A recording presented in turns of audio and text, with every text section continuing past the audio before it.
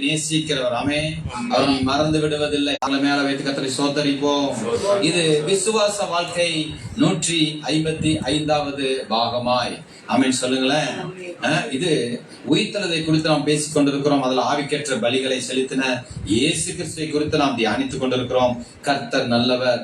எபிரேயர் 11 இது விசுவாச அதிகாரம். முதல் 3 வசனங்கள்.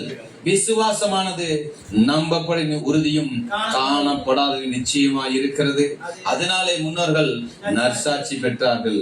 விசுவாசத்தினால் உலகங்கள் தேவனுடைய வார்த்தையினால் உண்டாக்கப்பட்டதென்றும் இவ்விதமாய் காணப்படுகிறவர்கள் தோன்றப்பொருளாய் உண்டாகவில்லை என்றும் அறிந்திருக்கிறோம். கரங்களை மேல வச்சு ஆமென் சொல்லுங்களேன். அல்லேலூயா. கடந்த வாரத்துல ஃபாஸ்ட் வீக்ல என்ன பேசணுங்கிறத உங்களுக்கு சொல்லி விடுகிறேன். என்பதாக வசனத்துக்குள்ளே உங்களை நடத்த வியாக்கியானிக்க விரும்புகிறேன். கர்த்தர் நல்லவர். ஆமென் சொல்லுங்களேன்.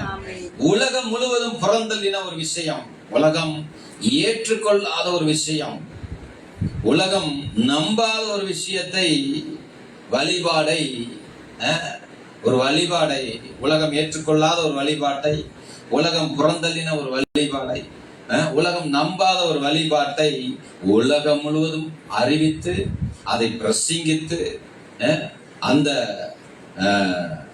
தேவனுடைய அந்த வழிபாடை உலகமெங்கும் என்ன செய்யணுமா சொல்ல, அறிவிக்க, பிரசங்கிக்க தேவன் என்ன செய்யறாரு?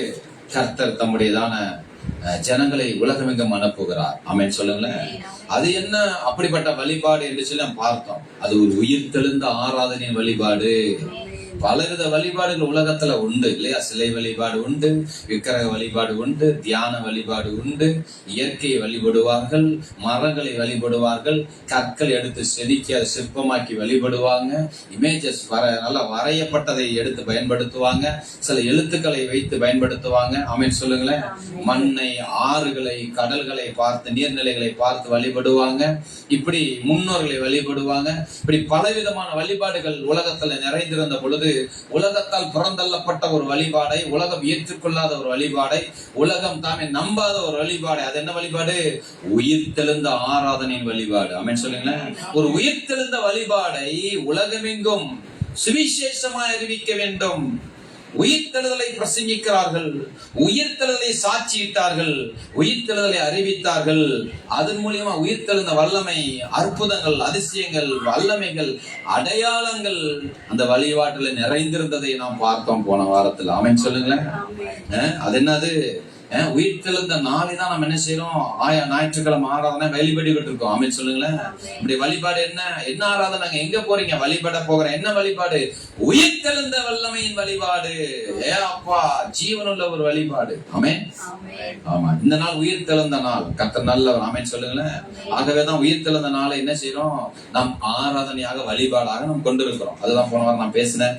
இந்த வாரம் என்னன்னா பாருங்க, அவனுடைய வார்த்தை சொல்லுகிறது உலகங்கள் தேவனுடைய வார்த்தையால் உண்டாக்கப்பட்டது என்று சொல்லி. ஆதியாகமம் 1:26, 27, 28 எப்படி இருக்கு பாருங்களேன். அதை நம்ம வாசிக்கிறேன் பாருங்களேன். அதுல ஒரு சின்ன விஷயம் இருக்கு. அதை சொல்லிட்டு நான் திரும்ப எபிரேயர் 11 உங்களுக்கு வருகிறேன். கர்த்தர் நல்லவர். பாருங்க, விசுவாசத்தால் உண்டான உலகம் என்று சொல்லி எபிரேயர் 11:3 சொல்லுது. ஆமென் சொல்லுங்களேன். இந்த உலகங்கள் விசுவாசத்தினாலே தேவனுடைய வார்த்தை கொண்டு உண்டாக்கப்பட்டது என்று சொல்லி தேவனுடைய வார்த்தை சொல்லுகிறது. அப்ப உலகத்துல விசுவாசத்தினால் உண்டான உலகத்துல என்ன அறிவித்தார்கள் என்று சொல்லி நான் பார்க்கணும். அமைச்சர் அது எங்க இருக்குன்னா இங்கதான் இருக்குது பாருங்களேன். அதுல 3 வசனையை வாசிக்கிறேன். 26, 27, 28. பின்பு தேவன் நமது சாயலாகவும் நமது ரூபத்தின்படியையும் மனுஷனை உண்டாக்குவோமாக, அவர்கள் சமுத்திரத்தின் மச்சங்களையும் ஆகாயத்து பறவைகளையும் மிருக ஜீவன்களையும் பூமி அனைத்தையும் பூமியின் வரும் சகல பிராணிகளையும் ஆள கடவர்கள் என்றார். இதுதான் உயிர்த்தெழுந்த ஒரு சக்தி. பாருங்களேன். தேவன் தம்முடைய சாயலாக மனிதனை சிருஷ்டித்தார். அவனை தேவ சாயலாகவே சிருஷ்டித்தார். ஆணும் பெண்ணுமாக அவளை சிருஷ்டித்தார். சிருஷ்டிப்பின் நோக்கம் என்ன? கீழே போட்டிருப்பாங்க 28. பின்பு தேவன் அவர்களை நோக்கி, நீங்கள் பலுகி பெருகி பூமியை நிரப்பி அதை கீழ்ப்படுத்தி சமுத்திரத்தின் மச்சங்களையும் ஆகாயத்து பறவைகளையும் பூமியின் மேல் நடமாடுகிற சகல ஜீவ ஜந்துக்களையும் ஆண்டு கொள்ளுங்கள் சொல்லி தேவன் அவர்களை ஆசீர்வதித்தார். அல்லேலூயா. விசுவாசத்தால் உண்டான உலகத்திலே என்ன அறிவிக்க வேண்டும் என்று சொல்லி இந்த வசனம் நமக்கு சொல்லுது. என்ன அறிவிக்கணும்? பின்பதாக வருகிற அந்த அவர்கள் மூலியமா பெருகுகிற அந்த ஜனங்களை, புத்திரர்களை, தலைமுறைகளுக்கு என்ன சொல்லி தரணும் இவங்க? பலுகி பெருகுவது எப்படி? ஆமென் சொல்லுங்களேன். பலுகுவது எப்படி, பெருகுவது எப்படி, பூமி எப்படி நிரப்புவது? அப்ப எப்படி இருக்கு யோசிச்சு பாருங்களேன்.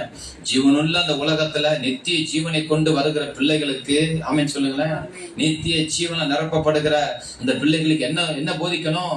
பூமியிலே பழுகுவது எப்படி, பூமியை நிரப்புவது எப்படி, பூமியை என்ன செய்யணும், பெருகுவது எப்படி, எப்படி பூமியை கீழ்படுத்த வேண்டும். ஆமென் சொல்லுங்களேன். அல்லேலூயா.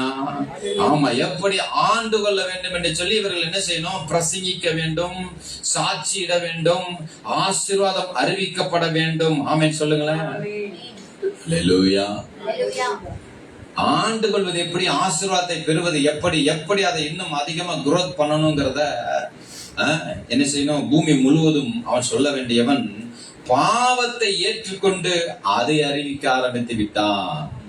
இது இச்சிக்கப்படத்தக்க விருட்சமா இருக்கிறது என்று அவர்கள் காண்கிறார்கள். இச்சிக்கப்படத்தக்க விருட்சமா இருக்கின்ற அறிக்கை செய்கிறார்கள். பிசாசிடம் போய் என்ன சொல்றாங்க? தேவன் எங்களுக்கு என்ன செய்ய புசிக்கவும் தொட வேண்டாம் என்று சொல்லி அறிவித்துக் கொண்டிருக்கிறாங்க. ஆமென் சொல்லுங்களேன். எங்களை பழுகி பெருக சொல்லி இருக்கிறார், எங்களை என்ன செய்ய ஆண்டு கொள்ள சொல்லி இருக்கிறார், உன்னையும் ஆளுவேன் என்று அவர்கள் சொல்லி இருக்கணும். ஆமென் சொல்லுங்களேன். உன்னை நாங்க தான் இப்ப ஆள்றோம்னு சொல்லி இருக்கணும். கடைசியில் என்ன ஆயிடுச்சு? ஈவன் சொன்னதை கேட்டு அவர்கள் என்ன செஞ்சிட்டாங்க? பாவத்தை அவர்கள் அறிக்கை செய்கிறார்கள். பாவ கிரியை அவர்கள் என்ன செய்யறாங்க? செய்ய ஆரம்பிச்ச உடனே அதை பிரசங்கிக்க ஆரம்பித்தான். இதுதான் பாவ உலகமாய் மாறிவிட்டது.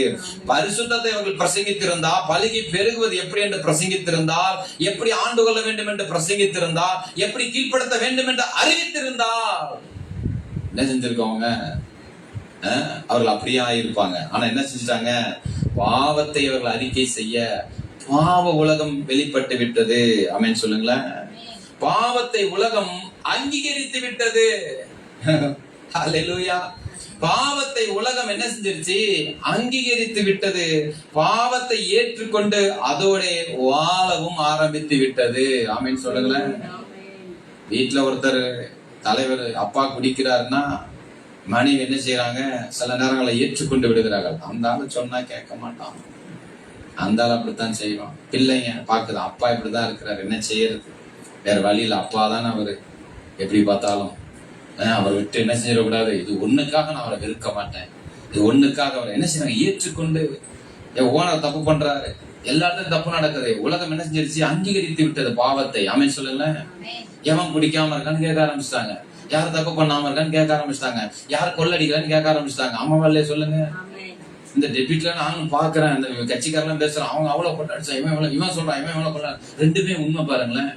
அல்லேலூயா. இவன் சொல்றது அவன் சொல்றது உண்மை, எது சொல்ற பேசுற ஆஹா எவ்வளவு ஈஸியா சொல்றீங்க, நீ இவர் சொன்னது உண்மை, இவர் சொன்னது உண்மைங்க அப்படின்றாரு. அல்லேலூயா. புரியுதாங்க நான் சொல்றது? அது என்ன சொல்றாங்க? அது உலகம் பாவத்தை அங்கீகரிக்கிறது. என்ன பண்ணிடுச்சு? அது அதை ஏற்றுக்கொள்ளாமல் அதை ஏற்றுக்கொள்ளாமல் என்ன ஆயிடுச்சு? பாவத்தை உலகம் அங்கீகரித்து விட்டது, பாவத்தை ஏற்றுக்கொண்டு அதோட வாழவும் ஆரம்பித்து விட்டது. நித்திய ஜீவன் அதனால போயிருச்சு. நித்திய அழிவுக்காக என்ன செய்யறாங்க? வாழ போறது கொஞ்ச நாள் தான். அதனால என்ன செஞ்சிடலாம்? தப்பு பண்ணிட்டு என்ன செஞ்சிடலாம்? வேலையை முடிச்சுக்கலாம். என்றென்றைக்கும் நான் வாழ போகிறேன் ஒருவன் சொல்வான். ஆனால் அவன் என்ன செய்ய வேண்டி இருக்குது? அவனுக்கு இந்த பழுகி பெருகுதல், நிரப்புதல், ஆண்டு கொள்ளுதல், கீழ்ப்படுத்தல் அவனுக்கு தேவையா இருக்குது. கொஞ்ச காலம் தான் நான் வாழ போறேன்னா, இருக்கிற வரைக்கும் சாப்பிட்டு, இருக்கிற வரைக்கும் குடிச்சிட்டு, இருக்கிற வரைக்கும் தூங்கிட்டு, இருக்கிற வரைக்கும் ஜாலையை அவருக்கு பிரசங்கிக்கும்படியாக சொல்லல. அம்மாவல்லையா சொல்லுங்க. அவர் இருக்கும்போது சொல்லியிருந்தா கொஞ்சம் பார்த்து என்ன எப்படி எல்லாம் சரி பண்ணிருக்கலாமே. உயிர்த்தெழுதலை குறித்து ஏன் அறிவிக்க வேண்டும்? ஆமென் சொல்லுங்களேன். உயிர்த்தெழுதல் நம்புகிறவர்கள் இல்லையே, எங்க அறிவிக்கிறாங்களேன்? அல்லேலூயா. அல்லேலூயா. அவர் பாருங்க, அவர் ஊழியம் செய்த பொழுது, அவர் வந்த பொழுது, இயேசு கிறிஸ்து வந்த பொழுது ஒரு 3 பேரை உயிரோடு எழுப்பினார். அதை நம்ம பார்த்துட்டு நான் எதற்காக அந்த காரியத்தை செய்யறேன்னு சொல்றேன் பாருங்க. உங்களுக்கு வாசிக்கலாம். மார்க் 5வது அதிகாரம். உயிர்த்தெழுதலை உலகம் முழுவதும் வழிபாடாய் மாற்றும்படியாக இயேசு கிறிஸ்து என்ன செய்யறாரு? சீசர்களுக்கு அதை அறிவிக்கிறார்.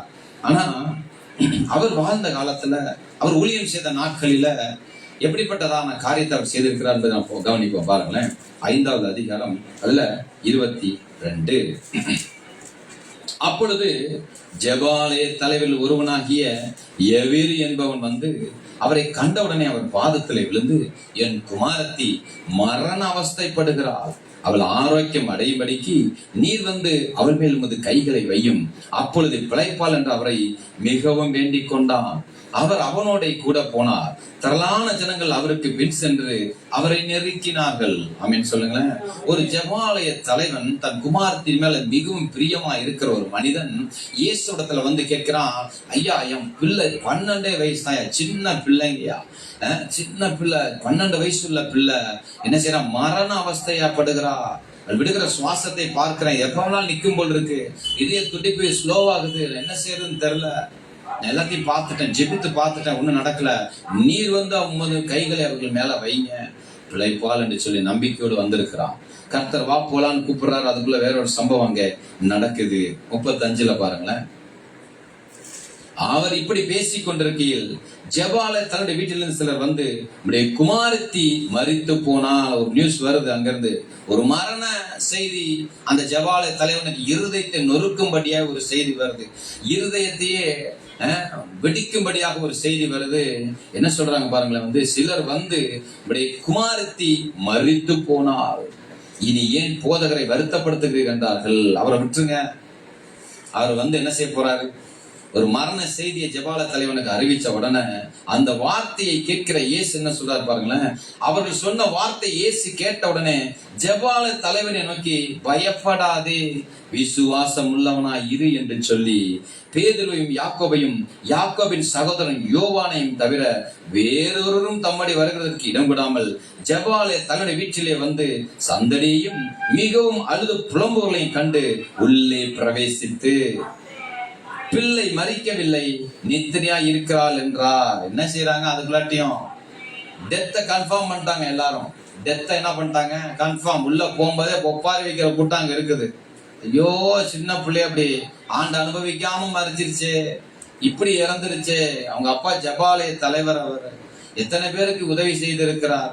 ஜெபாலயம் வைத்து எப்படி பரிசுத்தமாய் தன்னை காத்து கொண்டிருக்கிற ஒரு மனுஷன், அவருக்கு பிறந்த பிள்ளை இப்படி ஒரு சோகத்தை வந்துருச்சு. சில பாஸ்டர்ஸோட பிள்ளைகள் மறிக்கும் போது எப்படி இருக்கு நமக்கு, சின்ன பிள்ளைங்க சிலதெல்லாம். மும்பையில ஒரு பாஸ்டரோட பிள்ளை மறிச்சு, ரொம்ப அழகா இருந்தாங்க, ரொம்ப சின்ன ரொம்ப சின்ன யங்ஸ்டர் பாருங்களேன், மறிச்சுட்டு. அது மாதிரிதான் நமக்கு பார்க்கும்போது எப்படி இருக்கும். அது மாதிரி எல்லாரும் சந்தடி பண்ணி ஒப்பாரி வைத்து அழுகிறார்கள். ஆமென் சொல்லுங்களேன். ஆனா இயேசு சொல்லுகிறார், அந்த சத்தத்தை அவர் கேட்கல. செத்துட்டான்னு சொல்ற வார்த்தையும் இயேசு உள்ள வச்சுக்கல. வந்து ஒப்பாரி வைக்கிறாங்க, டெத்து கன்ஃபார்ம் ஆயிருச்சு, அந்த சோகத்துல பங்கேற்கிற நானும் சொல்லி இயேசு வரல. என்ன சொல்றாரு, பிள்ளை மரிக்கவில்லை என்று சொல்லி உயிருள்ள வார்த்தைகளை பேசுகிறார். ஆமென் சொல்லுங்களேன். நித்திரையா இருக்கிறாள் அப்படின்னு சொல்லி சொல்லுகிறார். அதற்காக அவரை பார்த்து நகைத்தார்கள். ஏன்னா அது வரைக்கும் ஒப்பாரி வச்ச ஜனங்கள்லாம், என்னடா இப்படி சொல்லிட்டு இருக்கிறார், இவர் யூத குலத்தை சார்ந்தவர், இப்படி ரபியா இருக்கிறாரு, ஒரு தீர்க்கதரிசியா இருக்கிறாரு, எல்லாருக்கும் நல்லா நன்மை செய்கிறவர், அவரை இப்படி சொல்றாருன்னு சொல்லி ஆச்சரியமா பார்க்காம என்ன செய்யறாங்க, நகைக்கிறார்கள், வார்த்தை எண்ணி நகைக்கிறாங்க. ஆனா ஜெபாலய தலைவன் என்ன சொன்னாரு, பயப்படாத விசுவாசம் உள்ளவனா இரு என்று சொன்னவன அவன் என்ன செஞ்சுட்டான், அவனுக்கு புரியுது, வார்த்தையினுடைய அந்த வல்லமை அவனுக்குள்ள கிரியை செய்கிறது, அதை நம்புகிறான். ஒரு பக்கம் டெத் கன்ஃபர்மேஷன் வருது, இன்னொரு காதுல இயேசு சொல்றாரு, இல்ல பயப்படாத விசுவாசம் பண்ணலாம்னு சொன்ன உடனே அதை நம்புன்னு அவன் இயேசுவை கூட்டிட்டு வர்றான். ஆமென் சொல்லுங்களேன். விசுவாசம் எப்படி வேலை செய்து பாருங்களேன், அழைத்து கொண்டு வர்றாரு. அதான் எல்லாம் முடிஞ்சிருச்சு, சரிங்கய்யா ரொம்ப நன்றி போயிட்டாயா, எனக்காக ஜெபம் பண்ணுங்க, ஆறுதலுக்காக ஜெபம் பண்ணுங்கன்னு போகாம என்ன செய்யறாம கூட்டி கொண்டு வருகிறான். ஆமென் சொல்லுங்களேன். அதற்காக அவரை பார்த்து நகைத்தார்கள். எல்லாரையும் இவர் வெளியே போக பண்ணி, எல்லாரும் வெளியே அனுப்புங்க, இந்த ஆளுங்களை வச்சு என்ன செய்ய முடியாது. டெத்து கன்ஃபார்ம் பண்ற ஆட்கள், இறை வார்த்தையை பேசாம இறந்து போன வார்த்தையை பேசுகிறவர்கள், அப்படிப்பட்டவர்கள் என்ன செஞ்சிடணும், அந்த புலம்புகிறனால அங்க சொல்லி ஜாபத்துல சொல்லி இருக்கிறல்ல, வந்தவங்களை சொல்லியிருக்கேன், புலம்புறவன் வீட்டுல வந்து உட்காந்தோம்னா புலம்புனானா முதல்ல அவனை வெளியே அனுப்பு. ஆமென் சொல்லுங்களேன். அது அவன் தாயா இருக்கலாம், தங்கையா இருக்கலாம், அவனுடைய யாரா இருந்தா நான் புலம்புனா என்ன வெளியே அனுப்பி, இப்படிலாம் உட்காந்துட்டு இருக்காத, கிளம்பு, ஒரு டீ கீயை போட்டு என்ன பண்ணிருங்க, ஆமா வெளியே போய் வச்சிருக்க, என்ன வெளியே வச்சிருக்கான், நீ வெளியே போகாத, வெளியே போய் குடிச்சிட்டு அப்படியே கிளம்பு. ஆமென் சொல்லுங்களேன். ஹல்லேலூயா. என்ன ஆயிடுச்சு, எல்லாரும் வெளியே போக பண்ணி பிள்ளையின் தகப்பனையும் தாயையும் தம்மோடே வந்தவர்களையும் அழைத்துக் கொண்டு பிள்ளை இருந்த இடத்தில் பிரவேசித்து பிள்ளையின் கையை பிடித்து தலித்தாகுமி என்றார். அதற்கு சிறுபெண்ணை எழுந்து என்று உனக்கு சொல்லுகிறேன் என்று அர்த்தமாம். உடனே சிறுபெண் எழுந்து நடந்தார். ஜீவனுள்ள வார்த்தைகளை பேசுகிற உயிர்த்தெழுந்த வல்லமையை இறந்து போயிருக்கிற டெத் கன்ஃபார்ம் பண்ணி வைத்திருக்கிற எல்லாரும் நம்பிட்டாங்க. இயேசு நம்பல. அது என்ன செய்யறாரு? தன் உயிர்த்தெழுந்த வல்லமைய அந்த வார்த்தைகளை பேசின உடனே அவள் எழுந்து நடந்தாள். அவள் 12 வயது உள்ளவளாய் இருந்தாள். அவர்கள் மிகுந்த ஆச்சரியப்பட்டு பிரமித்தார்கள். அதை ஒருவருக்கும் அறியாதபடி அவளுக்கு அறுதியாக கட்டளையிட்டு அவளுக்கு ஆகாரம் கொடுக்கும்படி சொன்னார். அல்லேலூயா. ஜெபாலய தன்னுடைய மகள் 12 வயது உள்ளவள், மரித்து போன மகளை உயிர்த்தெழுந்த மகள் ஒரு பக்கம் நிற்கிறார். உயிர்த்தெழுந்த வல்லம் வெளிப்படுத்தின இயேசு கிறிஸ்து நம்பிக்கையுள்ள வார்த்தைகளை சொல்லி அந்த ஜெபாலயத்தை அழைத்து வருகிறார். விசுவாசமால உள்ளவனா இருப்பான்னு சொல்லிட்டு இல்லையா? அடக்கம் செய்கிற கூட்டத்தை பார்க்கிறார். கொஞ்ச நாள்ல என்ன செஞ்சிருவாங்க? அவங்க அடக்கம் பண்றது கூட்டம் கூட்டிட்டாங்க. எப்படியாவது அடக்கம் பண்ணிடுவோம். இப்ப பண்ணிடுவோமா? அப்போ எத்தனை மணிக்கா? என்ன டைம் சொல்லுங்க. சாயங்காலமா?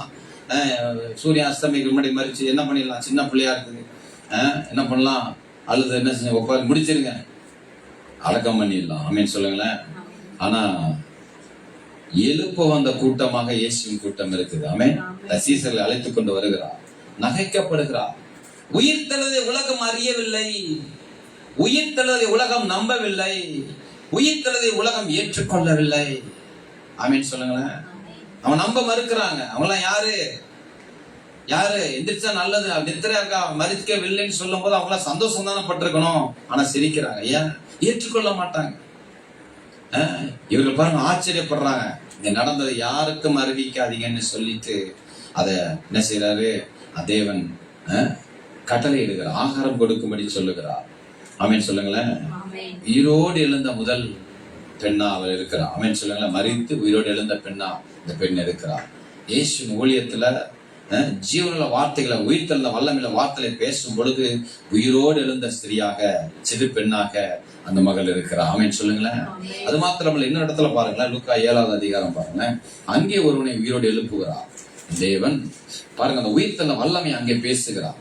கர்த்தர் நல்லவர். லூக்கா 7வது அதிகாரம் 11வது வசனத்துல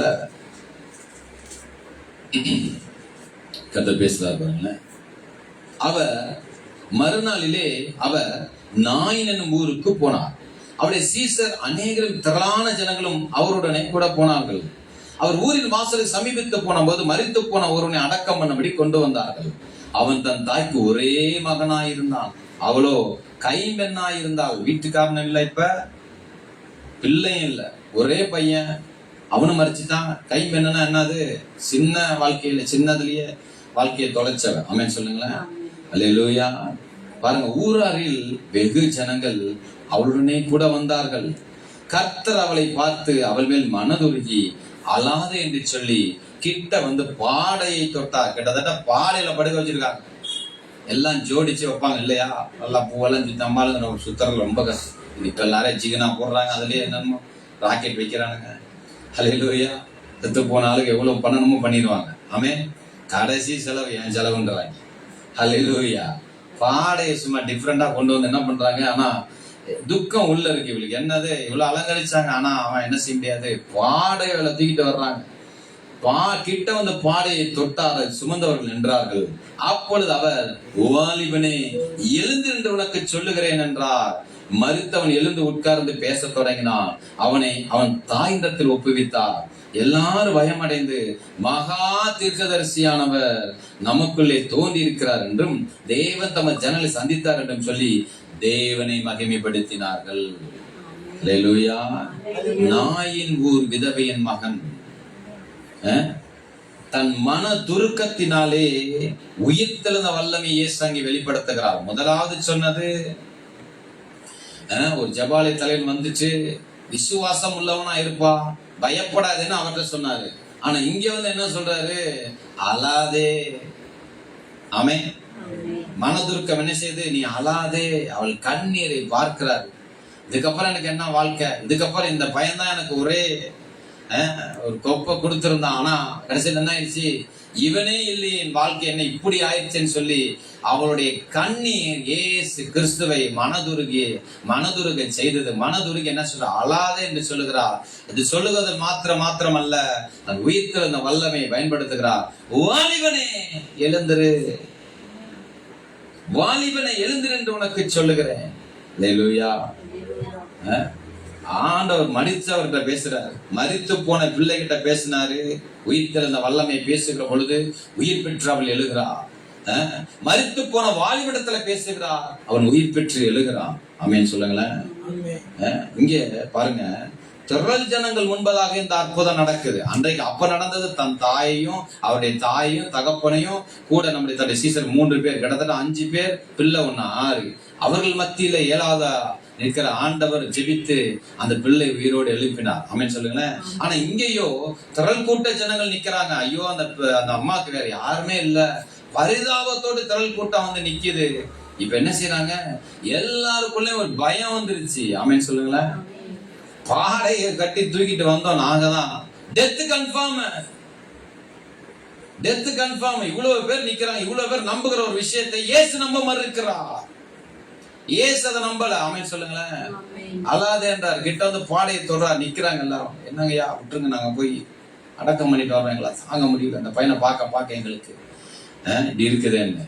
அவர் இறுதி மிகவுமாய் மனதுருக்கத்தின் தேவன் பாருங்க கட்டளையிடுகிற அழாத என்று சொல்லிட்டு என்ன செய்கிறார், வாழ்க்கையை மறுபடியுமாக உயிர் தெழுந்த வல்லமின் வார்த்தைகளை அவர் பேசுகிறார். ஆமென் சொல்லுங்களேன்.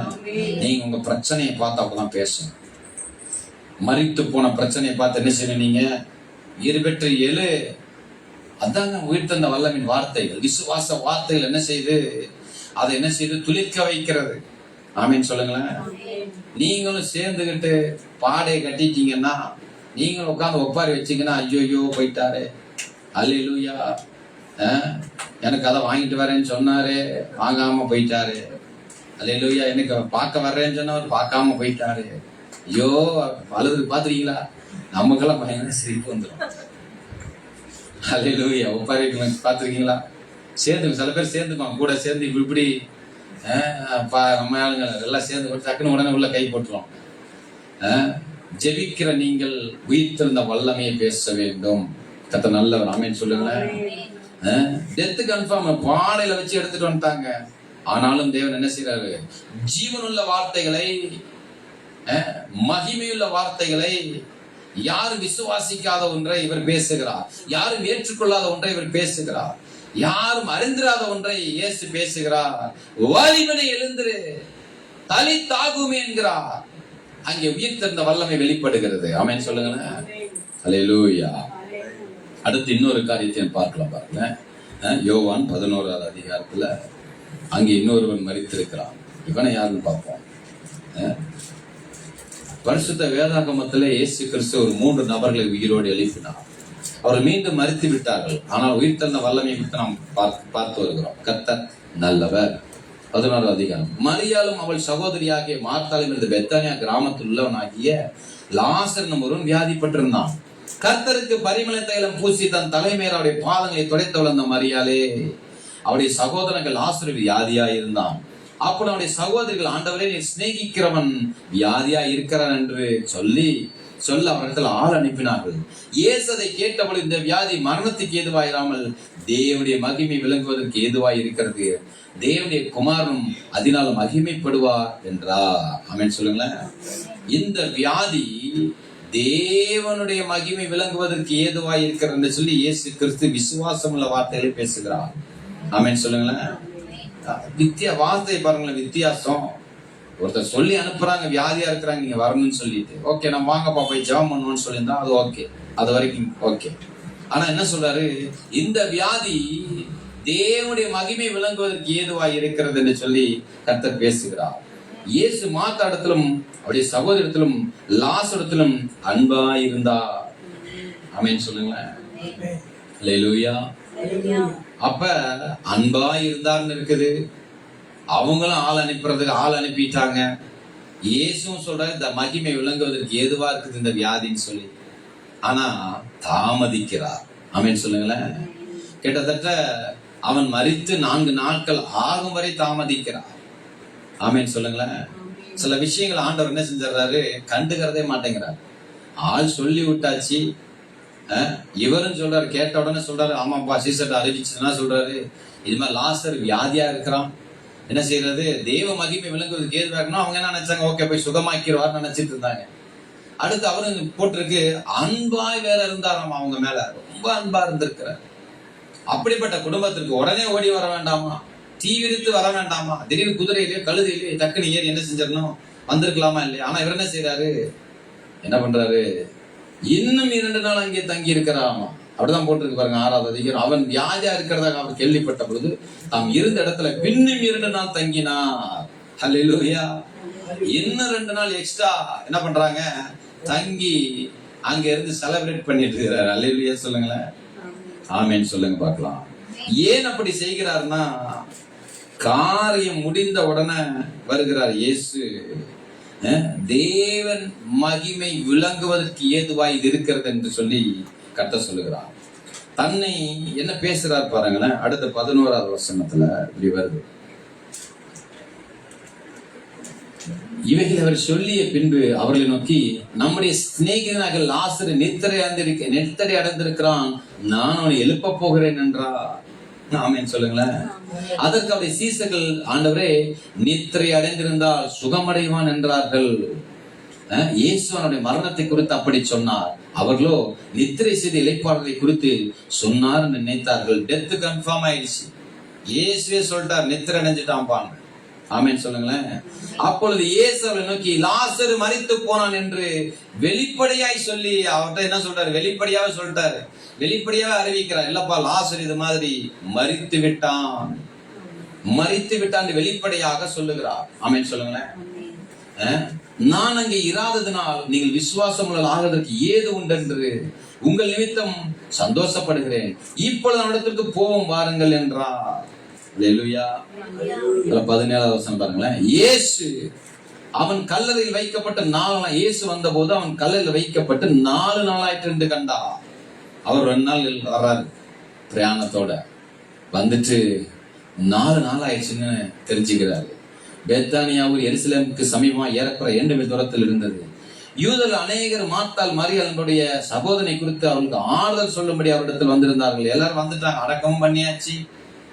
இது ஏதோ ஜபாலயத்துல அழைச்சது மாதிரி அழைச்சி இவனை என்ன பண்ணிடலாம், இவனை எப்படியே உயிர் பெற வச்சிடலாம்னு அவங்க என்ன செய்யறாங்க. ஏற்கனவே நடந்திருக்கு இல்லையா, சிறு பிள்ளைக்கு என்ன பண்ணிட்டாரு இயேசு கிறிஸ்து, ஜபாலய தலைவனுக்கு ஒரு உதவி செய்தார். என்ன பண்ணாரு, அவர் மரண அவஸ்தைப்படுகிற பொழுதே அழைத்து வந்து அவரை குணமாக்க நினைச்சாரு. ஆனா மறுப்புல இறந்துட்டாங்க. உடனே கை வச்ச உடனே அவர் என்ன செஞ்சா, சிறு பிள்ளை எழுந்துட்டா. அது எல்லாருக்கும் தெரியும். அடுத்தது அவனை அடக்கம் பண்ணுவதற்கு முன்பதாகவே வந்துட்டாரு கரெக்டா. ஆமென் சொல்லுங்களேன். சினிமா படம் மாதிரி கிளைமேக்ஸ்ல கரெக்டா வந்துட்டாரு. ஆமென் சொல்லுங்களேன். இங்க லாசரு கதையே வேற. அங்க மரிச்ச ஒண்ணும் உடனே வரல, பாடை கட்டி தூக்கிட்டு போகும்போதும் வரல. இவங்க மரிச்சாச்சு, எல்லாரும் ஒப்பாரி வச்சு அழுதாச்சு, அவன் மேல மாலையை போட்டாச்சு, பின்பதாக அவனை குளிப்பாட்டி மறுபடியும் அவன் மேல துணியெல்லாம் சுத்தி பாடையில் எடுத்து வச்சு கல்லறைக்கும் போயாச்சு, வரல. அவரு உள்ளையும் வச்சாச்சு, வந்துருவாரா வந்து சொல்லி அனுப்பி விட்டோமே. நாங்கதான் எங்க மேல ரொம்ப அன்பா இருந்தா வந்திருக்கணும்லையா, என்னையா நீங்க லேட் ஆகிட்டு இருக்குதுங்க எல்லாம் சொல்றாங்க. ஐயோ சீக்கிரம் லேட் ஆகுது, ஐயோ இப்படி நீங்க என்னை தவிக்க விடலாமா, அந்த மனுஷனை ஜெபாலயத்தவனுக்கு செஞ்ச மாதிரி எங்களுக்கு செய்யக்கூடாதா, அல்லது அந்த விதவைக்கு செஞ்சது மாதிரி எங்க சகோதரனை உயிர்ப்பிக்க கூடாதான்னு சொல்லிட்டு, வாலிபனே எழுந்துருன்னு சொன்னாரே, உயிர்த்து எழுந்தானே, அது போல நடக்காதான் அவங்க எண்ணிட்டு இருக்கிறாங்க. ஆனா 2க்குமே வரல. 3வது என்ன ஆயிடுச்சு, கல்லறையில வயிற்றாகி விட்டது, விஷனம் அதிகமாயிடுச்சு. ரொம்ப அழுகுறாங்க 2 சகோதரிகளும். அவங்க அழுகிறத பார்த்துட்டு ஊரே என்ன செய்யுது, ஆறுதல் சொல்லும்படி எல்லாம் குமிஞ்சு நிக்கிறாங்க. இப்ப இயேசு வந்து நிக்கிறாரு. காலம் கெட்ட போனதுக்கு அப்புறம், காரியம் எல்லாம் முடிஞ்சதுக்கு அப்புறம் வந்து என்ன செய்யறாரு, இயேசு வந்து பாக்குறாரு, 4 நாள் ஆயிடுச்சா, ஏன் இப்படி பண்றீங்க? அல்லேலூயா, அல்லேலூயா. 4 நாள் கழிச்சா ஒருத்தன் எல்லாம் விசாரிக்க வருவான். ஆமென் சொல்லுங்களா. அதான் சொல்லுவோம் நம்ம, இவ்வளவு பக்கத்துல இருந்தீங்க, சொல்லியும் விட்டாச்சு, நீங்க ரொம்ப க்ளோஸ், நீங்க அன்பா இருக்கீங்க, எல்லாம் சொல்லி எல்லாம் பண்ணதுக்கு அப்புறம் பாடியில் வைக்கிறதுக்குள்ளேயே வந்திருக்கலாம் தானே, இப்படி பண்ணிட்டீங்களே, உள்ளேயும் வச்சுட்டோமே அப்படின்னு அவங்க என்ன செய்யறாங்க, ஆறுதல் படுத்தி கொண்டிருக்கிறார்கள். ஆனா இயேசு கிறிஸ்து என்ன சொல்றாரு பாருங்களேன், 17வது வசனம், 17 வாசிக்கிறேன் பாருங்க, 19வது வசனம் பாருங்க. யூதர் அநேகர் மார்த்தாள் மரியாளுடைய சகோதரி கொடுத்தாலும் 6 சொல்ல முடியாத இடத்தில் வந்திருந்தார்கள். 27வது வசனம் பாருங்களேன், அப்படியே வாசிக்கிறேன் பாருங்களேன். இப்பொழுது மார்த்தாள் தேவன் இயேசுவிடத்தில் வந்து, ஆண்டவரே, நீர் இங்கே இருந்தீரானால் என் சகோதரன் மரிக்க மாட்டான். இப்பொழுது தேவனிடத்தில் கேட்டுக்கொள்வது எதுவோ அது தேவன் நமக்கு தந்தரலாம் அறிந்திருக்கிறேன் என்றார். இயேசு அவளை நோக்கி, உன் சகோதரன் உயிர்த்தெழுந்திருப்பான் என்றார். அதற்கு மார்த்தாள், உயிர்த்தெழுதல் நடக்கும் கடைசி நாளிலே அவனும் உயிர்த்தெழுந்திருப்பான் என்று அறிந்திருக்கிறேன் என்றார். இயேசு அவளை நோக்கி, நானே உயிர்த்தெழுதலும் ஜீவனுமாய் இருக்கிறேன். என்னை விசுவாசிக்கிறவன் மரித்தாலும் பிழைப்பான், உயிரோடு தன்னை விசுவாசிக்கிறவன் அவனும் என்றென்றைக்கு மறியாமலும் இருப்பான். இதை விசுவாசிக்கிறாயா என்றார். அதற்கு அவள், ஆம் ஆண்டவரே, நீர் உலகத்தில் வருகிறவரான தேவ குமாரனாகிய கிறிஸ்துவின் விசுவாசிக்கிறேன் என்றால். என்ன பேசுறாரு? தம்மை விசுவாசிக்கிறவர்கள் அடைய போகிற ஆவியை குறித்து இயேசு பேசுகிறார். தம்மை விசுவாசிக்கிறவர்கள், இவர் தேவ குமாரன் வருகிறவராக இயேசு கிறிஸ்து என்று அப்படிப்பட்ட ஒரு ஆவியை உடையவர்கள், உயிர்த்தெழுதலை நம்புகிறவர்களுடைய ஆவியை உடையவர்கள் மத்தியிலே என்ன செய்கிறார்? இயேசு பேசுகிறார். ஆனாலும் அவர்கள் அறியவில்லை. ஆமென் சொல்லுங்களேன். இப்ப பாருங்க, பேசிட்டு பின்பதாக கீழே பாருங்களேன். இவளை சொன்ன பின்பு கீழே 32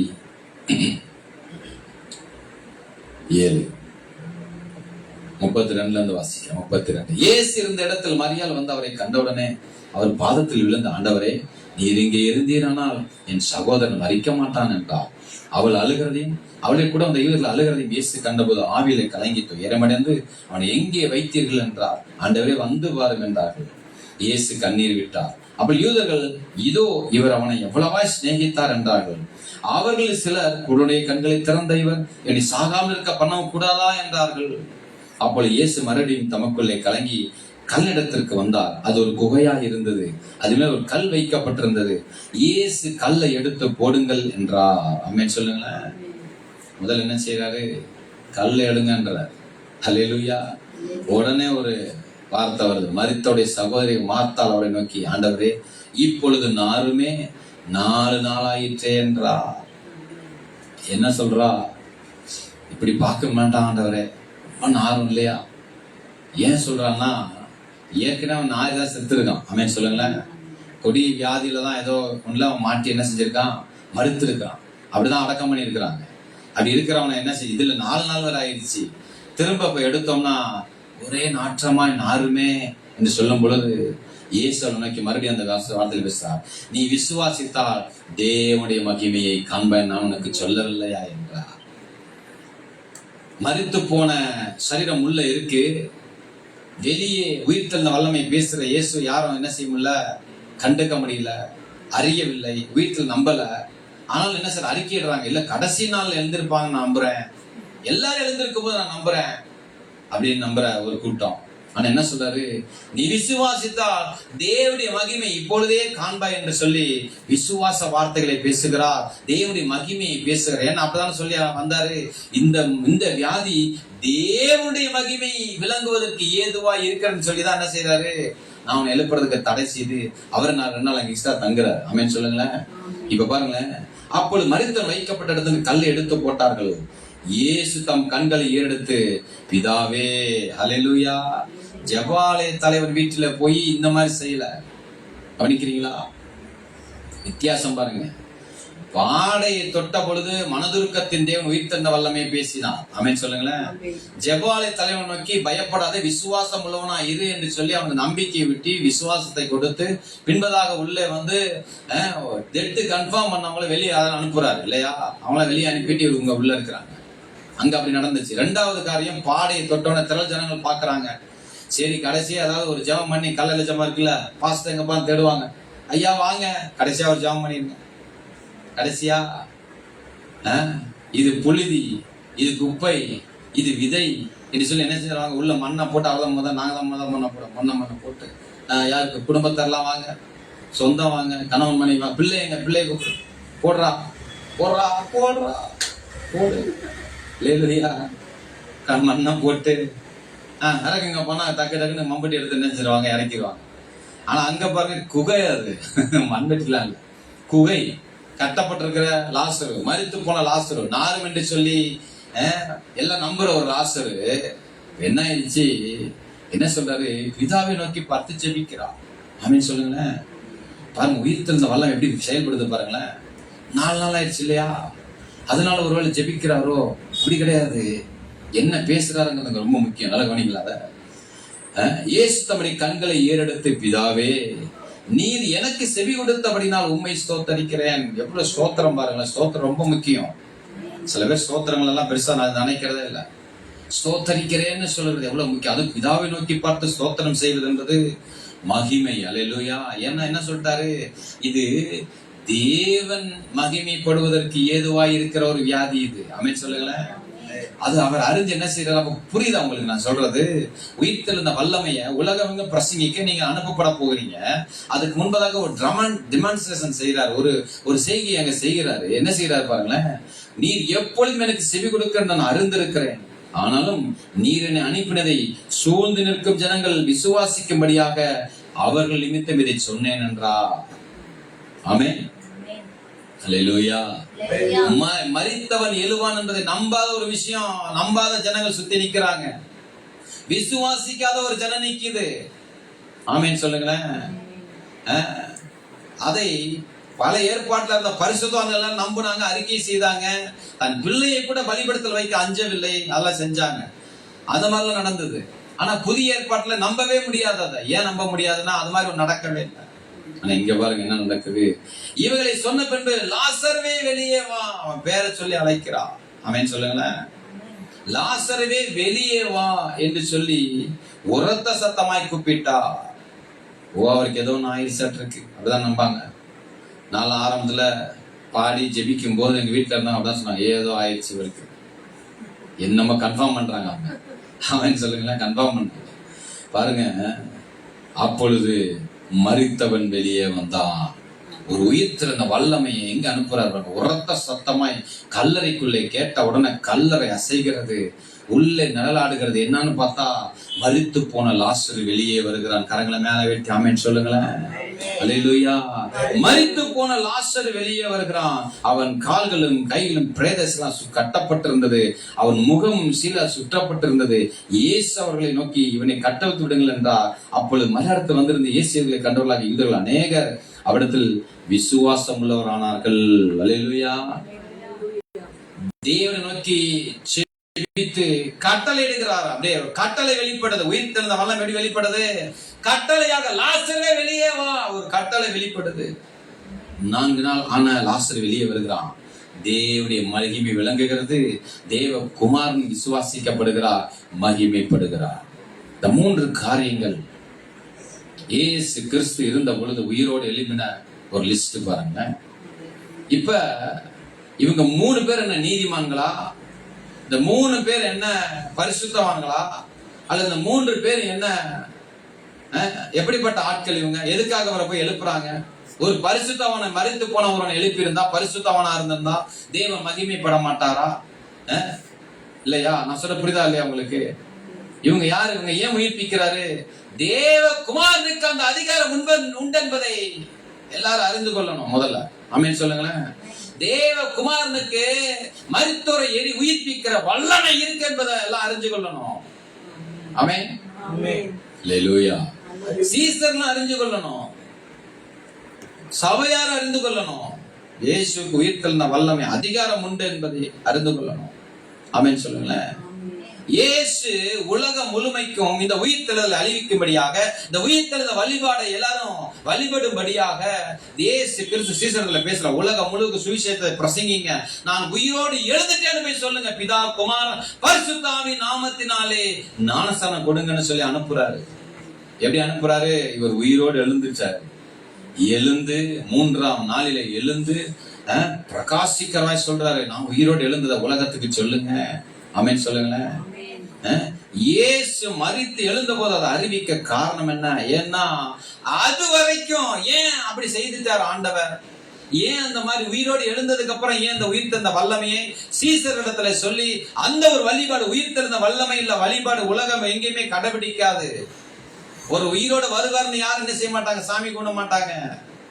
ஒரு உயிரோடு எந்திரிச்சிருவாரு சொல்லி யாரும் மொட்டை அடிக்க மாட்டாங்க. யாரும் உயிரோட வந்து காவடி தூக்க மாட்டாங்க. உயிரோடு எழுகிற ஒரு ஆராதனை அவங்கள்ட்ட கிடையாது. டெத் தான் அது, டெத் கன்ஃபர்மேஷன் தான் அது.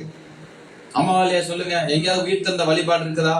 இயேசு சொன்னதுக்கு முன்பதாக கிடையாது. என்ன வழிபாடு தான் இருந்தது? டெத் கன்ஃபார்ம், பாடை ஊத்துங்கடா, அடிங்கடா, சங்க ஊதுங்கடா, கதை முடிஞ்சுது. இல்ல ஜெபம் பண்ணுங்க, கதை முடிஞ்சது, பாட்டா பாடுங்க. இந்த மாதிரி திக்குன்னு சரியா ஒரு பாட்டு வச்சிருப்பாங்க, 10 பாட்டு இருக்குது, அந்த பாட்டை பாட ஆரம்பிச்சிருவாங்க. தேவனேனா உமது ஏன்னா அங்க போயிட்டாராமா அவரு, இன்னும் நெருங்க அல்லேலூயா கிட்டி சேரணுமேன்னு சொல்லி பாடுவாங்க. என்ன சொல்ல வரேன்னா, ஏன்னா ஏன் அது வரைக்கும் அனுபவிக்காம அவர் உயிரோடு இருந்தபோது ஊழியம் செய்தபோது உயிர்த்தல் வல்லமை போய் எல்லாருக்கும் அறிவிங்கன்னு பாருங்க. அதான் பாத்துட்டீங்களே, 12 வயது சிறுமி எழுந்திரிச்சிட்டால, பேதுரு பாத்துட்டியா? பாத்துட்டேங்கயா, உலகம் வந்து போய் அறிவி. ஆமேன்னு சொல்லுங்களேன். சரி, இன்னும் இல்ல கொஞ்சம் டவுட்டா இருக்கீங்க, என்ன பண்றது, இப்பதான் மரிச்சே சொன்னா, நீங்க போய் கை வச்சு தட்டணும் எந்திரிச்சிட்டாலும் ஒரு இது எல்லாம் பேசிக்கிறாங்க, ஒரு கன்ஃபர்மேஷன் கிடைக்கல, பரவாயில்ல, பாடையில சுமந்து வந்துக்கிறான், ஒரு அவனை தொட்டு எழுப்பின, ஓகே எந்திரிச்சிட்டான், இப்ப போய் அறிவிங்க உயிர் தெரிந்த வல்லமைய. ஒரு வழிபாடு அங்க இருக்குல்ல, வழிபாடு அறிவிங்க. நான் அறிவிக்கல, அது அவன் சொல்லவும் இல்லை. ஆமேன்னு சொல்லுங்களேன். அல்லேலூயா. 3வது லாசருவை எழுப்பிட்டாரு, இப்பவாது போய் சொல்லலாமான்னு சொல்றாரானா இல்ல, அப்பயும் இல்ல. இவர் மரித்து சிலுவையில் அறையப்பட்டு இவரை தேவன் எழுப்பினதுக்கு பின்பதாக இயேசு சொல்லுகிறார், இந்த உயிர் தந்த வழிபாடை உலகமெங்கும் அறிவிங்க. அல்லேலூயா சொல்லுங்களேன். ஏன் அப்படி சொல்றாருன்னா, ஏன்னா அது வரைக்கும் பாவ உலகமா தான் அது இருந்தது. அது வரைக்கும் அது சாபத்தை பெற்ற உலகம். பாவ உலகம் என்றால் என்ன? மரண உலகம், அழிவுள்ள உலகம். எப்ப வேணாலும் யார் வேணாலும் சாவாங்க, எப்ப வேணாலும் அவங்களுக்கு என்ன இல்ல, கேரண்டி கிடையாது. Death confirm. ஒருத்தனுக்கு பிறந்த ஒருவனுக்கு மரணம் என்பது நிச்சயம், நிச்சயமாக அவனுக்கு மரணம் உண்டு. எப்ப வேணாலும் சாவலாம்ப்பா. அதான் 12 வயசு வாலிபன் லாசரு, இந்த மாதிரி எப்ப வேணாலும் சாகலாம். சின்ன குழந்தையா இருக்கும்போது சாகலாம், எப்ப வேணாலும். யாருக்கு எந்த டெத் என்னது? வியாதியில சாகலாம், விபத்துல சாகலாம், இல்ல கீழே விழுந்து சாகலாம், இல்ல அம்மாவிலே சொல்லுங்க யாரோ ஒருத்தர் கொன்னா கூட செத்துடலாம். இப்படிலாம் பல விதத்துல நித்திய அழிவு இருந்தது. ஏன் இருந்ததுன்னா பாவம், பாவம் இருக்குது. பாவத்தை ஏற்றுக்கொண்டு உலகம் வாழ்ந்துகிட்டு இருக்குது. போதை பழக்க வழக்கங்கள், குட்டி பழக்க வழக்கங்கள், சிகரெட்டுகள், லாகிரி வஸ்துக்கள், அம்மாவில்லையா, விபச்சாரங்கள், கொலைகள், வன்முறைகள், ஆசைகள், இச்சைகள், இப்படி நிரம்பி இருக்கிற ஒரு உலகத்துல போய் உயிர்த்தெழுதலை விசுவாசித்து அவனை பிரசங்கிக்க முடியாது. ஏன் பிரசங்கிக்க முடியாது? லாசருவை காண்பித்து பிரசங்கிக்க முடியாது, சிறுபிள்ளையை காண்பித்து பிரசங்கிக்க முடியாது. ஏன்னா மறுபடியும் இறந்துட்டாங்க. புரியுதா இல்லையா உங்களுக்கு? அறிவிச்சா கூட அவங்க இருக்கிற வரைக்கும் தான் அறிவிக்க முடியும். ஆமாங்க, அந்த சிறுபிள்ளை இருந்துச்சு, அது வயசாகி கிளவியாகி செத்து இருக்கும், அதான் செத்துருச்சுல போயா அப்படின்னு இருப்பாங்க.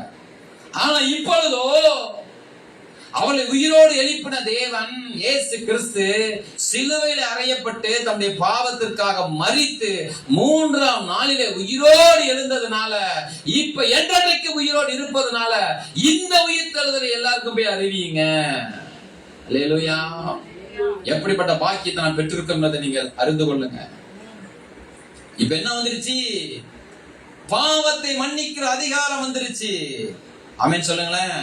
இயேசு நாமத்துல பாவங்கள் மன்னிக்கப்படவங்களுக்கு பாவ மன்னிப்பு நிச்சயம் வந்துருச்சு இப்ப. அல்லேலூயா சொல்லுங்களேன். பாவத்தை மன்னிக்க, பரிகரிக்க அது வரைக்கும் ஒரு ஆயுதம் இல்லாம இருந்தது. இயேசு என்னன்னா அது உள்ளதான் சுத்திட்டு இருந்தார்ல, யூதேய தேசங்கள் யாவற்றுமே. இப்ப உலகம் முழுதுக்கும் போகணுமே. அவர்கள் மரண ஆராதனை செய்து கொண்டிருந்தாங்க. மரித்ததை வைத்து, இல்லையா, பட்டு போறதை வைத்து, இயற்கையை வைத்து, காணாம போறதை வைத்து ஆராதனை பண்ணிட்டு இருந்தாங்க. இப்போவோ என்றென்றைக்கும் வீற்றிருக்கிற இயேசு கிறிஸ்துவை வணங்கும்படியாக, வழிபடும்படியாக, பிதா குமாரன் பரிசுத்தாவினாலே நாம் பரிசுத்தமாகும்படியாக பாவங்களை அவரிடத்துல அறிக்கை செய்து, ஆண்டவரே நான் நிச்சயோடு இருக்கிறேன், ஆண்டவரே நான் இப்படிப்பட்ட பழக்கத்துல இருக்கிறேன், ஆண்டவரே என்று சொல்லி, ஏன்னா இயேசுவை அறிவிக்கிற பொழுது என்ன நடக்குது? அவங்கிட்ட பாவம் செய்கிற ஒரு ஆத்மாவிடத்துல இயேசு உனக்காக, உன் பாவத்திற்காக அவர் ரத்தம் அறிவிக்கிற பொழுது அவன் இருதயம் என்ன ஆகுது? மரண சாயல் அடைகிறது. அவன் உணரும் போது எனக்காக ஒரு மரித்தாரா என்று அவன் உணர்கிற பொழுது யார் என்ன செய்யறதுனா என் பாவம் இவ்வளவு பெருசு இருக்குது ஆமென் சொல்லுங்களேன். ஏன்னா பாவம் sin it's a powerful weapon in the world. பாவத்தை பரிகரிக்கிற ஒரு ஆயுதம் இல்லாம இருந்தது. ஆமென் சொல்லுங்களேன். பாவம் இருக்கும்போது உயிர்த்தெழுந்த வல்லமை செயல்பட முடியாது. பாவம் ஒரு தடவை இருக்குன்னா உயிர்த்தெழுந்த வல்லமை என்ன செய்யாது? உணர மாட்டாங்க. உணராத இடத்துல அந்த உயிர்த்தெழுந்த வல்லமை செயல்பட முடியாது. ஆனா உணர்கிற இருதயம் என்ன செய்யுது?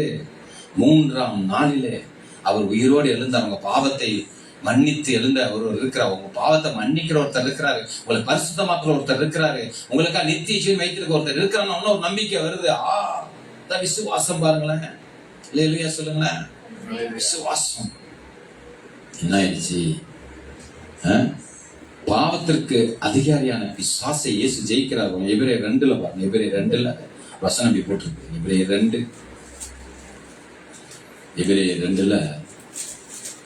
இப்படி வசனம். இந்த வசனத்தை பாருங்க. 2:14 அதுல ஆதலால் பிள்ளைகள் மாம்சத்தையும் இரத்தத்தையும் உடையவர்களாய் இருக்க அவரும் அவர்களைப் போல மாம்சத்தையும் இரத்தத்தையும் உடையவரானா. உலக ஜனங்கள் ஆவியை பெறாத ஜனங்களா இருக்கிறாங்க. பரிசுத்தாவினா என்னன்னு தெரியாது. பரிசுத்தம் என்றால் என்னன்னு தெரியாது. உயிர் தந்த வல்லம் என்றால் என்னன்னு தெரியாது. தேவகுமாரனை அறியாம இருந்தாங்க. ஏன் மாம்ச ரத்தத்தில் இருக்கிறாங்க. இப்ப இவங்க போய் அறிவிக்கிறாங்க ஜீவனுள்ள ஒரு தேவன் இருக்கிறார். உயிர் தந்த வழிபாடு என்று ஒன்று இருக்கிறது. இயேசு கிறிஸ்து 3ஆம் நாள்ல உயிர்த்தெழுந்து இன்றும் உயிரோடு இருக்கிறார் என்று அறிவிக்கிறாங்க. அடேங்கப்பா, இப்படி ஒருவர் இருக்கிறாரா என்று அவர்கள் அறிகிறாங்க. அறிந்தோட என்ன ஆகுது பாருங்களேன். அவரும் அவர்களை போல மாம்சத்தை ரத்தத்தை உடையவரானார். மரணத்திற்கு அதிகாரியான பிசாசானவனை தமது மரணத்தினால் அடிக்கும்படிக்கும் ஜீவகாலம் எல்லாம் மரண பயத்தினால் அடிமைத்தனத்திற்குள்ளாமல் யாவரையும் விடுதலை பண்ணும்படிக்கும் அப்படியானார். ஆதலால் அவர் தேவதூருக்கு உதவியாக கைவிடாமல் ஆபிரகாம் சந்ததிக்கு உதவியாக கை கொடுத்தார். அன்றியும் அவர் ஜனத்தின் பாவம் நிவர்த்தி செய்வதற்கு ஏதுவாக தேவ காரியங்களை குறித்து இரக்கம் உண்மையில பிரதான ஆசிரியர் இருக்கும்படிக்கு எவ்விதத்தில் நம்முடைய சகோதரர் ஒப்பாக வேண்டியதா இருந்தது. ஆதலால் அவர் தாமே சோதிக்கப்பட்டு பாடுபட்டதனாலே அவர் சோதிக்கப்பட உதவி செய்ய வல்லவராயிருக்கிறார். ஆமென் சொல்லுங்களேன். மரணத்திற்கு அதிகாரிக்க பிசாசானவனை தமது மரணத்தினாலே அழிக்கும்படிக்கும் ஜீவ காலமெல்லாம் மரண பயத்தினால் அடிமைத்தனமாக்கின அவரை விடுதலை பண்ணும்படிக்கும் இயேசு கிறிஸ்து சிலுவையிலே மரிக்கிறார். அல்லேலூயா சொல்லுங்களேன். பாவத்திற்கு அதிகாரியான பிசாசை இயேசு தன் பாடு மரணம் இரத்தத்தினாலே அவனை பாவத்திற்கு மரித்து நம்முடைய பாவங்களுக்கு மரித்து 3ஆம் நாளிலே உயிர்த்தெழுதலினாலே அவனை அழிக்கும்படிக்கு எழுந்தார். எழுந்தவர் என்ன செஞ்சார் பாருங்களேன். கொலை செய்ய பாருங்களேன். கொலை செய்ய முன்னாடி வாங்க முடியாது. கொலை செய்ய 2வது அதிகாரத்துல 276 அதுல 12வது வசனம். ஞான ஸ்நானத்தினாலே அவரோடு கூட அடக்கம் பண்ணப்பட்டவர்களாகவும் அதிலே அவரை மரித்தொழுந்து எழுப்பின தேவனுடைய சிலைமையில விசுவாசம் அவரோடு கூட எழுந்தவளாம் இருக்கிறீர்கள். உங்கள் பாவங்களினாலையும் உங்கள் மாம்ச விருத்த சேதனம் இல்லாமனாலையும் மரித்தொழுந்த உங்களையும் உயிரோடு உயிர்ப்பித்து எப்படி போட்டிருப்பாருங்களா. உங்கள் மாம்ச விருத்த சேதனம் இல்லாமனாலையும். அப்ப இது உலகத்தாருக்கு தான் அறிவிக்கப்பட்டிருக்கு. ஆமென் சொல்லுங்களேன். ஏன்னா அவங்க தான் கிறிஸ்தவம்னா என்னன்னு தெரியாது, அவங்களுக்கு கிடையாது. ஆமென் சொல்லுங்களேன். உங்களையும் அவர்களை உயிர்ப்பித்து அக்கிரமங்கள் எல்லாவற்றையும் உங்களுக்கு மன்னித்து. பாத்தீங்களா, அக்கிரங்களை மன்னிக்கிறது அதுக்கு முன்பதாக வரைக்கும் கிடையாது. பாவங்களை மன்னிக்கிற சக்தி உலகத்துல அப்ப கிடையாது. அல்லேலூயா. ஒரு மனிதன் பாவம் செய்யறானா, ஒரு மனிதனுக்கு விரோதமா பாவம் செய்யறானா, அவனை ஜெயிச்சிட்டேன். அப்பாடா, என்கிட்ட இருந்த பாவத்தை வச்சு, என்கிட்ட இருந்த கொடுமையின் கருவியை வச்சு, ஒரு வார்த்தையை வச்சு, இல்லைன்னா இருந்த கட்டையை வச்சு நான் என்ன பண்ணிட்டான், க்ளோஸ் பண்ணி என்ன பண்ணிட்டான், பிடிங்கிட்டேன். இப்ப அவனை ஜெயிச்சிட்டேன். அப்பாடா, வஞ்சகமா ஜெயிச்சிட்டேன், நிறைவேற்றிட்டேன், என்னுடைய ஆசை நிறைவேற்றிட்டேன். அப்படிதான் நினைக்கிறாங்க கேட்டாலாம். அப்பாடா, ஆசையை நிறைவேற்றிட்டேன், ஜெயிச்சுட்டேன் அவனா நினைக்கிறாங்க. ஆனா அந்த பாவம் நடந்து முடிஞ்சதுக்கு அப்புறம் என்ன நடக்குது? அவன் இருதயம் பாதிக்கப்படுது. இப்பதான் அவன் உணர்றான், நான் அவனை ஜெயிக்கல, பாவம் என்னை ஜெயித்து விட்டது. பாவம் செய்கிற ஆத்மா இப்ப என்ன நடக்குது? பாவம் செஞ்சதுக்கு அப்புறம் அப்படியே உணர்த்துது, உள்ள ஒரு மாதிரி குத்துது, ஒரு மாதிரி உலட்டின உடனே என்ன நடக்குது? இல்ல இல்ல இல்ல இல்ல இல்ல, அவனை நான் ஜெயிக்கல, பாவம் தான் என்ன ஜெயிச்சிருச்சு. ஆமென் சொல்லுங்களேன். அல்லேலூயா. நமக்கு எதிரியாகவும் கட்டளை நமக்கு விரோதமாக அந்த கையெழுத்தை குலைத்து இதை செய்யறதுக்கு ஒருத்தர் வேணும். அதை நடுவில் எடுத்து சிலுவையில் ஆணி அடித்து துரைத்தனங்களும் அதிகாரம் உறிந்து கொண்டு வெளியரங்கமான கோலமாக்கி அவைகள் மேல் சிலுவையை வெட்டி சிறந்தா. எழுந்தவர் கட்டுகளையும் பாவங்களையும் மரணத்தையும் ஜெயித்தார். இதுதான் இப்ப உலகம் முழுமைக்கு இந்த உயிர்த்தலை அறிவிக்க சுவிசேஷமா பிரசங்கிக்க உபதேசித்து அனுப்புகிறார். ஆமென் சொல்லுங்களேன். நல்லா கவனிங்க, நல்லா கவனிங்க. எந்த ஒரு மனுஷனாலும் இதை செய்ய முடியாது. அதனாலதான் உயிர்த்தலை யார் நம்பல. பாவங்களை ஒருவரும் மன்னிக்க முடியாது. ஆமென் சொல்லுங்களேன். இயேசுவின் சிலுவையில பாருங்க, சிலுவை, முள்முடிகள், ஆணிகள், அடிகள், நிர்வாணங்கள், அவமானங்கள், சிலுவையில தொங்கணும், அங்கிருந்து ஜெபிக்கணும், பாவத்திற்கென்று மன்றாடணும், ரத்தத்தை முழுவதுமாக சிந்த இந்த ஒரு மனிதனும் செய்ய முடியாது. இயேசு கிறிஸ்து மாத்திரமே அதை செய்து சிலுவையிலே சாத்தானை ஜெயித்தான். அவர் மரணத்திற்கு பயந்தவர் அல்ல, மரணத்தை ஜெயித்தவர் அவர். ஆமென் சொல்லுங்களேன். மரணத்தை என்ன செய்யறாரு? ஜெயிக்கிறாரு. இப்ப இத சுவிசேஷமா இந்த உயிர்த்தெழுந்த ஆராதனையை வழிபாட்டை பெற்ற அந்த சீசர்கள் உலகமெங்கும் போய் இயேசு கிறிஸ்து உயிர்த்தெழலை பிரசங்கிக்கிறார்கள். நாம் இதை பிரசங்கிக்க கடமைப்பட்டிருக்கிறோம். ஆமென் சொல்லுங்களேன். உயிர்த்தெழுதலை பிரசங்கித்த அப்போஸ்தலர்கள் மத்தியிலே அடையாளங்கள், அற்புதங்கள், வல்லமைகள் எல்லாம் நடக்குது. ஆமென் சொல்லுங்களேன். கடைசியாக சகோதரர் எபிரேயர் 12:1-2 வாசிக்கிறோம். முடிக்க போகிறேன். ஆகையா மேகம் போன்ற இத்தனை திரளான சாட்சிகள் நம்மை சூழ்ந்து கொண்டிருக்க பாரமான யாவற்றையும் நம்மை சுற்றி செருக்கி நிற்கிற யாவ பாவத்தையும் தள்ளிவிட்டு விசுவாசத்தை துவக்குகிறவரும் முடிக்கிறவருமா இருக்கிற இயேசுவை நோக்கி நமக்கு நியமித்திருக்கிற ஓட்டத்தில் பொறுமையோட ஓட கடவோம். இயேசுவை நோக்கி ஓடணும், அதான் விசுவாச வாழ்க்கை. இயேசுவை நோக்கி ஓடணும், அதான் உயிர்த்தெழுந்த வாழ்க்கை. இயேசுவை நோக்கி ஓடணும், அப்பதான் பாவத்தை தள்ளிவிட முடியும். இயேசுவை நோக்கி ஓடணும், அப்பதான் விசுவாச ஓட்டமா அது இருக்க முடியும். இயேசுவை நோக்கி ஓடணும், அப்பதான் பாரமான எல்லாம் விட்டு தள்ளிவிட்டு என்ன செய்யுமாமா ஓடும். அவர் தமக்கும் வைத்திருந்த சந்தோஷத்தின் பொருட்டு அவமானத்தை எண்ணாமல் சிலுவையை சகித்து தேவனுடைய சிங்காசனத்தின் வலது வருஷத்திலே வீற்றிருக்கிறார். அல்லேலூயா, அல்லேலூயா, அல்லேலூயா. சிலுவையில் சிங்காசனத்தின் வலது வருஷத்துல வீற்றிருக்கிறார். நமக்காக பாவத்திற்காக சிலுவையில வீற்றிருந்த தேவன் இப்போ சிங்காசனத்துல வீற்றிருக்கிறார். அல்லேலூயா. கர்த்தர் நல்லவர். ஆமென் சொல்லுங்களேன். அப்படியே எழுந்து நிற்கலாம். அல்லேலூயா. எஸ். அது வரைக்கும் பாவத்தை ஜெயிக்கிறதற்கு, பரிகாரம் செய்வதற்கு, மன்னிப்பதற்கு பாவ மன்னிப்பு நிச்சயம் இல்ல. அதனால மனிதர்கள் என்ன ஆயிடுச்சு? மரணத்தை நோக்கி தான் ஓடி ஆகணும். வேற ஓட்டம் கிடையாது. ஆனா இப்போ வேற ஒரு ஓட்டம் வந்துருச்சு. என்ன ஓட்டம் அது? இயேசுவை நோக்கி பொறுமையோட ஓடுகிற ஒரு ஓட்டம் வந்து விட்டது.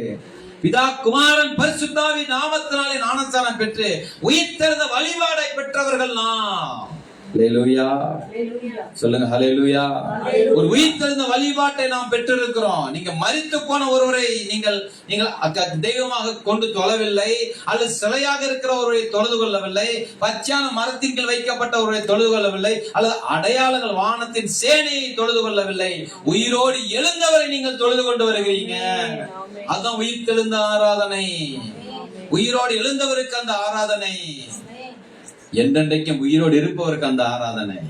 கண்களை மூடி கரங்களை மேல உயர்த்தி ஓ ஹல்லேலூயா. ஒரு உயிர்த்தெழுந்த ஆராதனை தேவன் நமக்கு தந்திருக்கிறார். எஸ். நான் மரித்து போன ஒருவரை ஆராதிக்கவில்லை, என் வாழ்க்கை உயிரோட்டமா மாற பண்ணுகிற ஒருவரை நான் ஆராதிக்கிறேன். பகரா சந்தரதோரோ எத்தனை பேர் நான் புரிஞ்சுட்டேன்னு சொல்றவங்க மாத்திரம் கத்திரபே ஸ்தோத்திரி போமா. எஸ். அவர் உயிரோடு எழுந்து நமக்கு இப்படிப்பட்ட ஒரு ஆராதனை கைகொள்ளும்படியாக பிதா குமாரன் பரிசுத்தாவின் நாமத்துல ஞானஸ்நானம் கொடுத்து ஓ எஸ் ஹல்லேலூயா அந்த பரிசுத்தாவின் நம்மேல் சம்பூர்ணமாய் புரிய பண்ணி தேவனுடையதான் அளவற்ற ஐஸ்வர்யத்தை நம்முடைய வாழ்க்கையில விளங்க செய்து தேவனுடைய கிருபையிலே நடத்துகிறார். அந்த உயிர்த்தெழுந்த ஆராதனைக்கு பங்குள்ளவர்கள் நாம. மரித்து போனத சிலைகளையோ விக்கிரங்களையோ அல்லது பாவத்தை நம்பி இருக்கிறவர்கள் அல்ல, பரிசுத்தத்தை நம்பி வாழ்கிறவர்கள் நாம. நம்புற பிள்ளைங்க கர்த்தரை கேளுங்க, ஆண்டவரே உயிர்த்தெழுந்த வல்லமை நான் பிரசங்கிக்க போகிறேன், உயிர்த்தெழுந்த வல்லமை நான் அறிவிக்க போகிறேன், உயிர்த்தெழுந்த வல்லமை நான் சொல்ல போகிறேன், உயிர்த்தெழுந்த வல்லமை நான் ஆராதிக்க போகிறேன், உயிர்த்தெழுந்த வல்லமையிலே கலிகூற போகிறேன், உயிர்த்தெழுந்த வல்லமையை அற்புதமாய் அதிசயமாய் வல்லமையாய் அடையாளங்களாய் மாறப்போகுது என் வாழ்க்கை. என வெறுமன அதை நம்பி போக முடியாது. இப்ப இயேசு உயிரோடு எழுந்ததுனால அவர் கட்டளையிட்டதை அப்படியே நிறைவேற்றும்படியாக உலகமெங்கும் பயணித்த சீசர்கள் அப்போஸ்தலர்கள் வாழ்க்கையில உயிர்த்தெழுந்த வல்லமையை பார்த்தவர்கள், ருசித்தவர்கள், அறிவித்தவர்களாய் மாறினார்கள். நமக்கு அந்த கடமை இருக்குது பிரியமானவர்களே, நமக்கு அந்த கடமை இருக்குது. நம்ம சுற்றி நெருக்கி நிற்கிறவர்களை பார்த்து, பாரமானவர்களை பார்த்து, பாவத்திலே வாழ்கிறவர்களை பார்த்து, உனக்காக மரித்த ஒருவர் இருக்கிறார்பா, உனக்காக தன்னுடைய ரத்தத்தை சிந்தின ஒருவர் இருக்கிறார், உன் பாவங்களை மன்னிக்க ஒருவர் இருக்கான்னு சொல்லி பாருங்க. அவன் இருதயம் அதை வாஞ்சித்ததுன்னா அவன் ரட்சிக்கப்படுவான்.